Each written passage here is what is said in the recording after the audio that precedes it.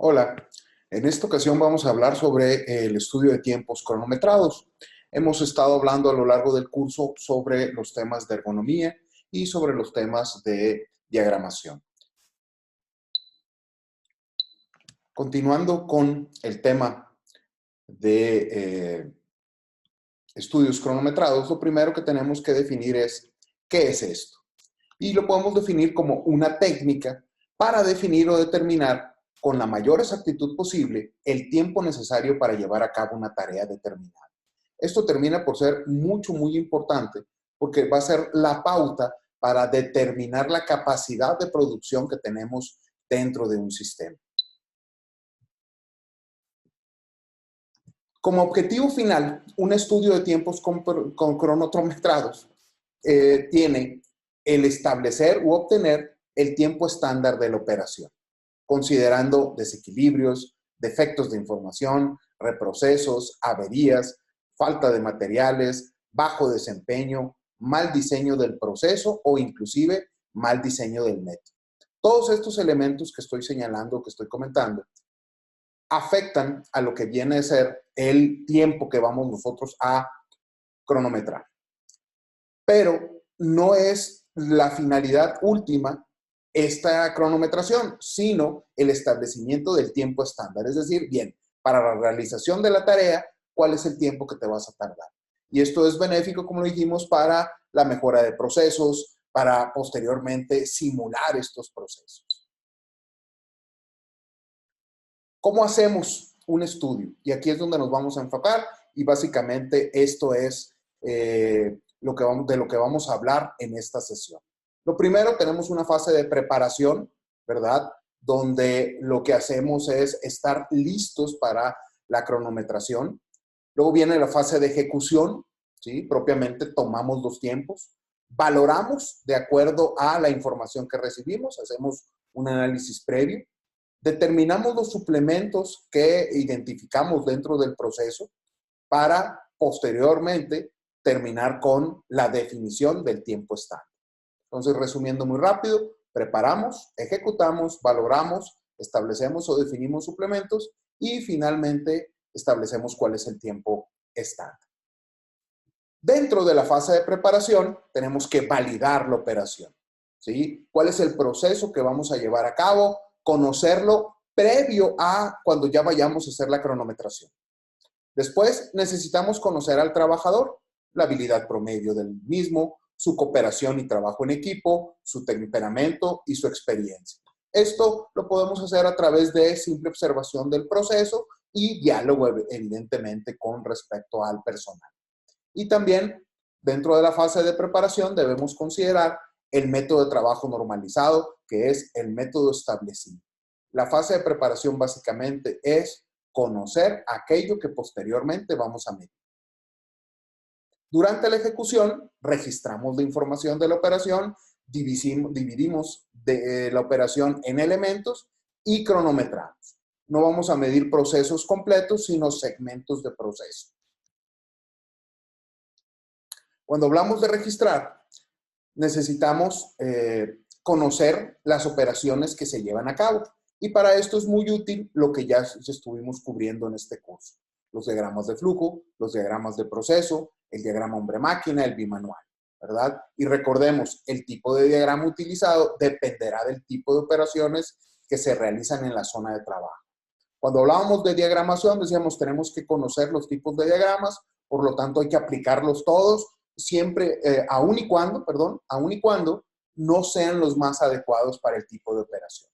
Cuando nosotros ya estamos realizando la documentación oficial y posteriormente vamos a trabajar con la determinación del tiempo, necesitamos que los diagramas sean los adecuados dependiendo del tipo de operación.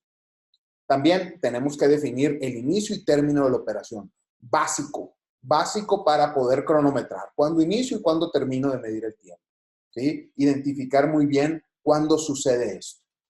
Deberemos validar que el método de trabajo ya está estandarizado o que el operario ya haya pasado su curva de aprendizaje. Es decir, no estamos observando un operario inexperto donde esperaríamos que los tiempos sean más largos. Estamos viendo ya operarios que conocen el proceso, que dominan la operación y que lo han hecho ya durante una buena cantidad de tiempo. Es decir, ya llegaron ellos a un tiempo con poca variación. Otro punto importante dentro de la ejecución es la división de la operación en elementos, entendiendo por elemento a esa parte esencial de una actividad compuesta de uno o más movimientos fundamentales, como los términos, ¿sí? Tomar, mover, colocar, precolocar, etc. Es una parte delimitada de una tarea definida que se selecciona para facilitar la observación, medición y análisis. En próximas sesiones estaremos hablando sobre estudios más específicos del tiempo como MTM o MOST, ¿verdad? Donde vamos a clarificar todavía más esto. Pero aquí es importante definir qué parte del proceso vamos a cronometrar. Vamos a definir el ciclo de trabajo, que es la sucesión de elementos necesarios para efectuar una tarea u obtener una unidad de producción. Este ciclo incluye elementos regulares o repetitivos, que son aquellos que aparecen una vez en cada ciclo de trabajo, elementos irregulares que aparecen a distintos intervalos, a veces sí, a veces no, elementos extraños que son elementos ajenos al ciclo de trabajo y en general indeseables, como paros, ¿verdad? ¿Sí? Como paros que pueden suceder. Dando ejemplo de elementos irregulares, ¿verdad? Puede ser si estamos analizando, por ejemplo, el tiempo de surtido de gasolina en una gasolinera, diferentes tipos de coches que presentan ciertas situaciones distintas para el operario a la hora de surtir el combustible. También es importante que cuando dividimos la operación en elementos, debemos de pensar en separar el tiempo productivo del tiempo improductivo. Evaluar el ritmo de trabajo con mayor exactitud, ya que es posible que el operario no trabaje el mismo ritmo durante todo el ciclo y o tenga más destreza para realizar algunas operaciones. Es común, por ejemplo, que en ciertas operaciones, cuando iniciamos el día de trabajo o la jornada laboral, nuestro tiempo tiende a ser mayor porque nos estamos adaptando a la operación, aun y cuando lo hayamos hecho muchas veces. Hay que analizar cada elemento de acuerdo a su tipo y sus características, entender muy bien el proceso, lo que decíamos anteriormente, cuando inicia, cuando termina. Hay que identificar los elementos que causan mayor fatiga y esto ya es más en una búsqueda de mejora del proceso, cuando decimos eliminarlos o fijar con mayor precisión sus correspondientes suplementos de tiempo. También nos permite verificar más fácilmente el método de trabajo con el objetivo de detectar la adición u omisión de elementos o actividades. Decíamos, vamos a valorar posteriormente la ejecución, vamos también a determinar suplementos. Aquí es donde tenemos que estar pendientes de aspectos como la edad del operario, el tipo de actividad, si se tienen que realizar actividades de esfuerzo, se presenta la fatiga, en qué momento, etcétera, etcétera, etcétera. Es decir, en un estudio de cronometración no solamente estamos tomando el tiempo, sino también registrando observaciones que nos serán útiles para la valoración y para el establecimiento de suplementos que finalmente nos llevará al establecimiento del tiempo estándar. También identificar los tiempos de los elementos que más se repiten con el objetivo de establecer datos estándar para estos movimientos. Tenemos que considerar que cuando estamos evaluando una actividad donde hay un equipo o una maquinaria, hay que tener bien identificado el tiempo de operador y el tiempo de la máquina. Siguiendo el ejemplo del surtir gasolina, ¿cuál es tiempo del operador y cuál es tiempo de la máquina, verdad? Es decir, la bomba está surtiendo la gasolina al tanque del vehículo, mientras el operario puede estar haciendo otras actividades diferentes y ahí estamos subdividiendo tiempo de uno y tiempo de otro. Habrá en otras actividades más a nivel industrial, ocasión donde el operario pues está teniendo una demora porque necesitamos que esté al pendiente de la operación de la máquina. Cuando ya hablamos de cronometrar, es bien importante dentro de la utilización de cronómetros los tipos de cronómetros que existen. Ordinarios con un solo pulsador, de vuelta cero, de aguja recuperadora, digitales secuenciales y cronómetros digitales con memoria. Aquí estaríamos hablando de que en este tiempo son más comunes los ejemplos de IE, ¿verdad? eh, por la digitalización de los cronómetros y la facilidad del registro de tiempo de estos cronómetros en una hoja de cálculo. También podemos pensar en que en ocasiones, sobre todo nosotros, usuarios ocasionales de la cronometración, pues hacemos uso de otro tipo de aparatos como teléfonos celulares que cuentan con este tipo de cronómetros, ¿verdad? Que nos permiten almacenar una gran cantidad de información y que después podemos bajarla a la computadora para su análisis. También considerar que los datos cronometrados se capturan en una hoja para el estudio de tiempos o Excel. Este es un ejemplo de una hoja de estudio de tiempos, ¿verdad? Con toda la información que nosotros tenemos, ¿verdad? Simplemente para registrar la información.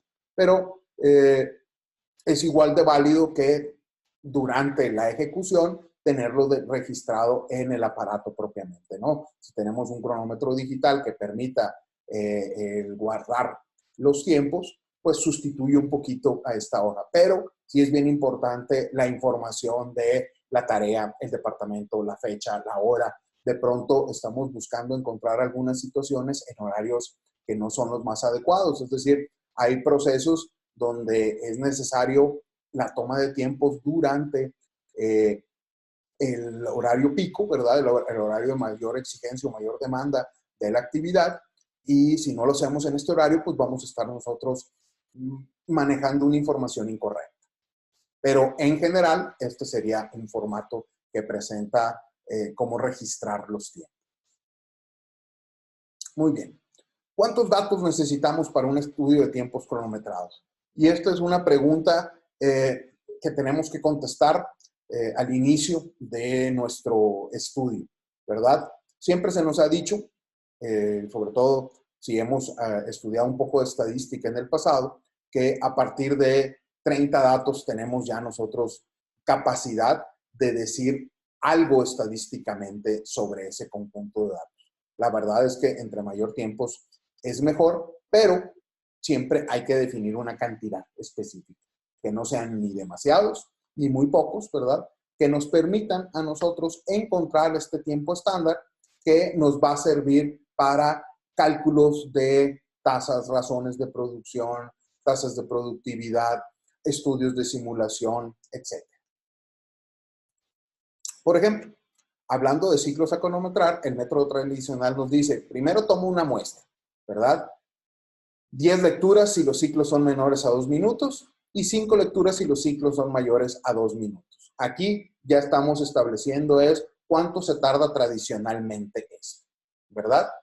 Después hay que calcular un rango o intervalo, ¿verdad? De los tiempos de ciclo al restar el tiempo mayor del tiempo menor de nuestra muestra. Una vez que tomamos estas lecturas, ¿verdad? Tomamos el dato mayor, tomamos el dato menor de esas 10 o 5 lecturas, dependiendo de los ciclos, y establecemos el rango.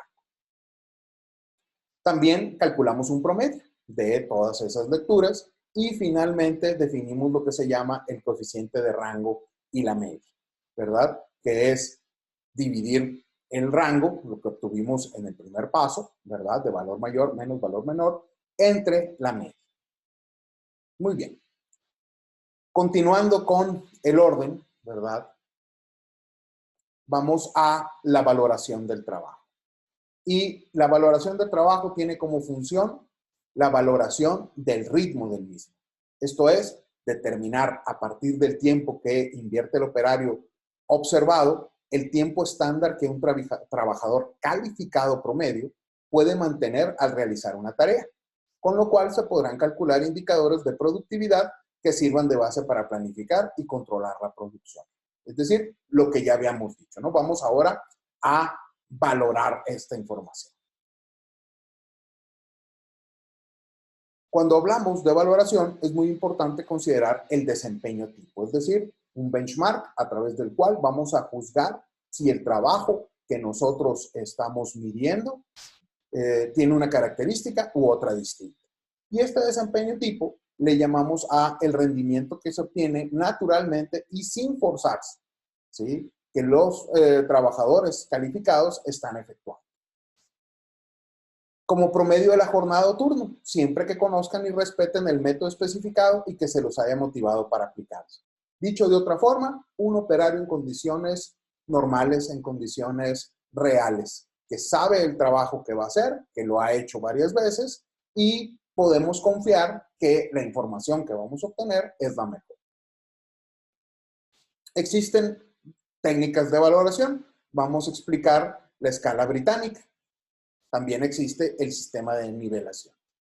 Y por ejemplo, cuando hablamos de la escala británica, primero tenemos que hablar sobre la escala que va de 0 a 100, de la descripción del desempeño y la velocidad de marcha comparable. Cuando hablamos de esta escala británica, un punto importante es que el operario se está moviendo mientras está realizando su tarea, ¿verdad? Entonces, dependiendo de la actividad, ¿verdad? Y la velocidad que tiene con esta actividad, determinamos la escala, ¿verdad? Y por ejemplo, si no está haciendo nada, entonces hay una escala de 0. Si la descripción del desempeño es que es muy lento, movimientos torpes e inseguros, el operario parece medio dormido y sin interés en el trabajo, entonces tenemos una escala de 50.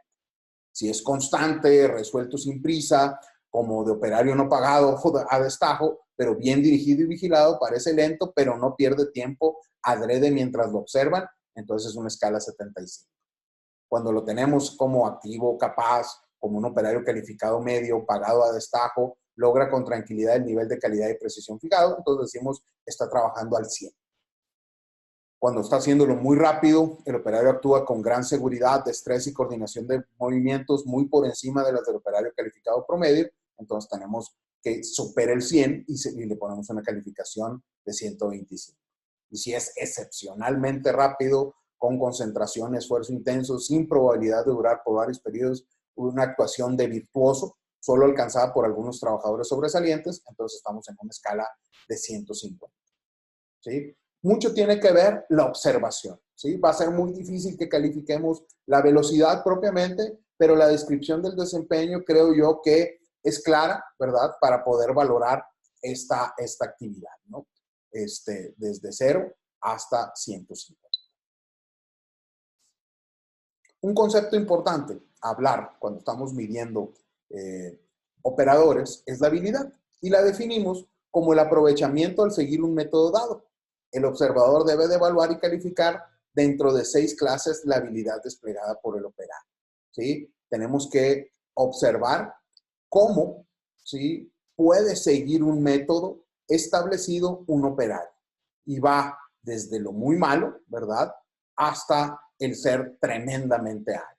Y aquí los valores establecidos en esta valoración son de menos 22% para aquel que es malo, hasta 15% para aquel que es muy, muy, muy hábil.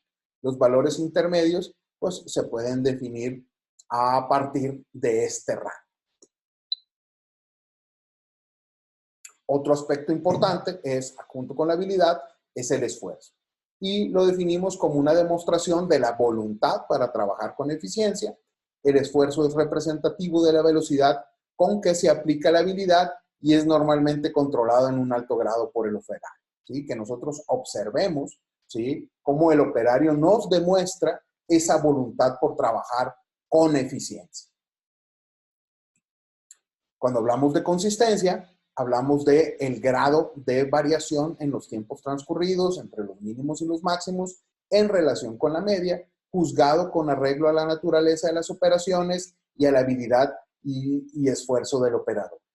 Es importante considerar que si un elemento como la iluminación afecta las condiciones, no se debe considerar durante el cálculo de los suplementos.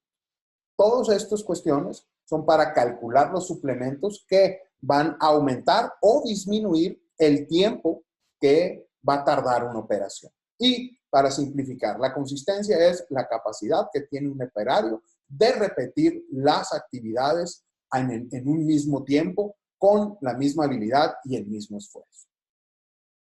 Las condiciones son aquellas circunstancias que afectan solo al operador y no a la operación, ¿sí? Los elementos que pueden afectar las condiciones del trabajo incluyen temperatura, ventilación, monotonía, alumbrado, ruido, etc. Es decir, aspectos ergonómicos que ya hemos analizado previamente. Finalmente, hablamos de ritmo de trabajo, como el desempeño estándar de un trabajador calificado se asume como un 100 sobre 100 del rendimiento. Por lo tanto, a esta valoración se debe de adicionar los valores de la tabla según la habilidad, esfuerzo, condiciones y consistencias percibidas por el responsable del estudio. Una vez hechas estas consideraciones, se va a determinar si un operario ejecutó la operación a un 125, a un 120, a un 95, a un 88%, etc. Ya hablando específicamente de los elementos que consideramos con el esfuerzo, con la habilidad, con la consistencia, etc., existen tres tipos de suplementos: los personales, los especiales y por fatiga. Y los debemos de calcular. Los suplementos personales son los márgenes que incluyen las interrupciones de trabajo necesarias para el bienestar del trabajador, esto es, necesidades personales, tomar agua, ir al baño, etc. Las valoraciones se encuentran entre un 4 y un 7%, ¿verdad? Y existen suplementos especiales que se aplican a interferencias como pequeños ajustes a las máquinas o irregularidades en el material, interrupciones breves del supervisor para dar alguna pequeña instrucción. Este suplemento puede ser del 1 al 5%. También existen los suplementos por fatiga. La fatiga es el estado de la actitud físico-mental real o imaginaria de una persona y que este estado influye de forma directa a su capacidad de trabajo, ¿sí? Cuando ya empezamos a ver que el operario empieza a hacer las cosas de una manera distinta que tienen que ver realmente con el que ya está cansado. Para trabajos ligeros fluctúa entre un 8 y un 15%, para trabajos medianos o pesados entre el 12 y el 15%. Muy bien. Hablando del cálculo de suplementos, este lo vamos a definir como el valor del porcentaje de los suplementos que se va a aplicar directamente a la definición del tiempo en base de la siguiente forma. El tiempo por fatiga es igual al suplemento por fatiga por el tiempo base.